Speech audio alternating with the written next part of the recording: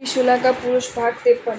ये पर्वत कहीं रक्तवर्ण अशोक वृक्ष के पत्रों से कुसुम्बी वस्त्र वाला हो ऐसा लगता है, वही तमाल ताल और भीमताल वृक्षों से श्याम वस्त्र वाला, कई सुंदर पुष्पयुक्त ढाक वृक्षों से पीत वस्त्र वाला, कई मालती मल्लिकाओं के समूह से श्वेत वस्त्र वाला। उसकी उच्चता 8 योजन होने से वह आकाश पर्यंत ऊंचा ऐसा लगता है। इस प्रकार उस अष्टापद पर्वत पर गिरी के समान गरिष्ठ अर्थात सबके सम्मानित जगत गुरु से आरोहण किया। पवन के स्थलित पुष्पों से और निर्भर के जल से उस पर्वत ने प्रभु के चरणों में अर्घ्य दिया। प्रभु के चरण पड़ने से पवित्र बना वह पर्वत प्रभु के जन्म स्नात्र से पवित्र मेरु से स्वयं को न्यून नहीं समझता था। हर्षित कोकिलाओं के शब्द से मानो वह जगतपति का गुणगान कर रहा हो ऐसा लगता था। झाड़ू से पुरस्कृत करने वाले सेवक की तरह देवताओं ने उस पर्वत की 1 योजन भूमि को तृण कंटक आदि से विमुक्त किया। देवताओं ने जल वहनकारी भैंस की तरह मेघ सृष्टि कर सुगंधित जल से उस भूमि को सिंचित किया। फिर देवताओं ने बड़ी बड़ी स्वर्ण रत्न की शिलाओं से उस भूमि को आच्छादित कर दर्पण तल तुल्य समतल कर दिया। निरंतर देवताओं ने उस भूमि को इंद्रधनुष के खंड से 5 वर्णों के पुष्पों की इतनी वृष्टि की जिससे घुटनों तक उनके पांव उनमें डूब गए। यमुना नदी की तरंग शोभा धारण करने वाले वृक्षों के आर्द्र पत्रों से चारों ओर तोरण बांधे। चारों ओर के स्तंभों पर बंधे मकार आकृति तोरणों ने सिंधु के उभय तट पर स्थित मकर की शोभा धारण कर ली थी। उनमें चारों दिशाओं की देवियों के चांदी के दर्पणों ऐसे 4 छत्र थे और आकाश गंगा की चपल तरंगों की भांति उत्पन्न करने वाले पवन द्वारा आनंदोलित पताकाएं सुशोभित हो रही थी।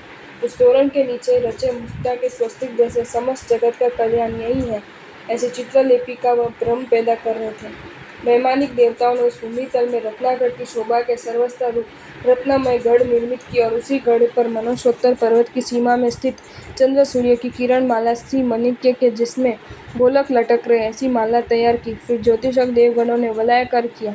हिमाद्री पर्वत के शिखरों ऐसे निर्मल स्वर्ण से मध्यम गढ़ निर्मित किया और उस पर रत्नमय गोलक लटकाए। प्रतिबिंब पड़ने के कारण वे गोलक चित्रमय से लगते थे।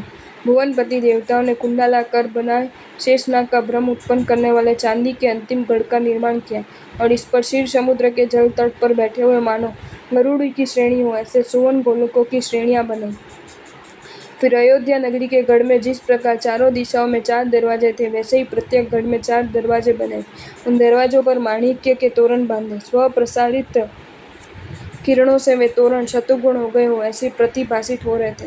निरंतर देवों ने प्रत्येक दरवाजे पर आंखों की काजल रेखा सी धुएं रूपी उर्मी को धारण करने वाली धूपदानियां रखी। मध्य गढ़ के ईशान कोण में ग्रह दीवालों से प्रभु के विश्राम के लिए एक देव छंद निर्मित किया। निरंतरों ने जहाज के मध्य जैसे कूपक मस्तूल हो ऐसे संवत्सरण के मध्य में 3 कोस ऊंचा चैत्य वृक्ष लगाया। उस चैत्य वृक्ष के नीचे स्वकर्णों से मानव वृक्ष को मूल से पल्लवित कर रहे हो ऐसे एक रत्न पीठिका निर्मित की।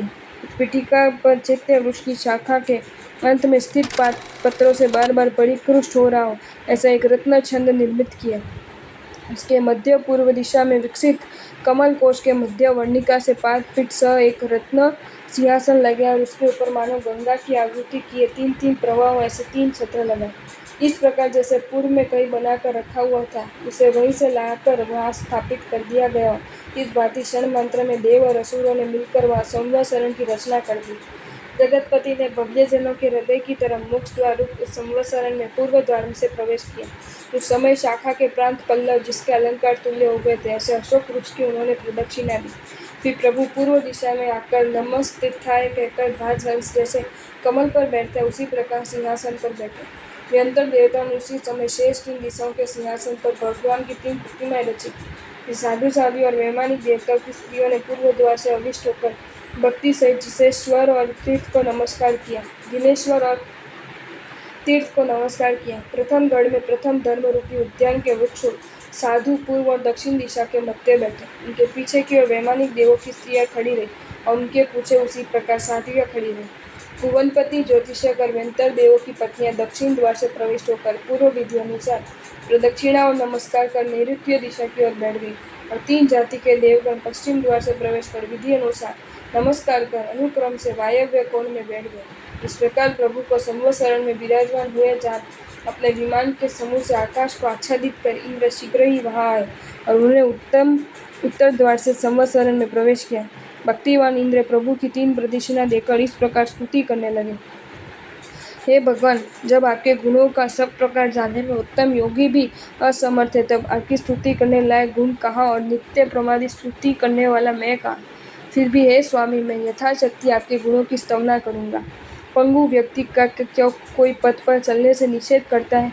हे प्रभु, इस संसार रूपी ग्रीष्म में तापित प्राणियों के लिए आपकी चरण छाया जैसे छत्र छाया का काम करती, उसी प्रकार आप ही मेरी रक्षा करिए। हे नाथ, सूर्य जैसे परोपकार के लिए ही उदित है, आप भी लोक कल्याण के लिए उस प्रकार विहार करते हैं। आप धन्य हैं, आप कृतार्थ हैं। मध्याह्न के सूर्य से जिस प्रकार देह की छाया संकुचित होती है, उसी प्रकार आपके उदय से प्राणियों के कर्म चारों ओर से संकुचित हो जाते हैं।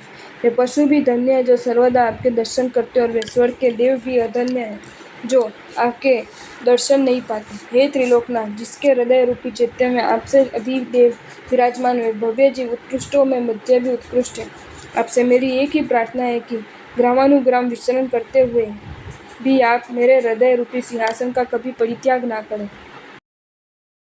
आपको ये वीडियो अच्छा लगा हो तो इसे लाइक करें और शेयर करें, और ऐसे ही नए नए वीडियोज़ देखने के लिए सब्सक्राइब करें हमारी channel Jain facts and stories को।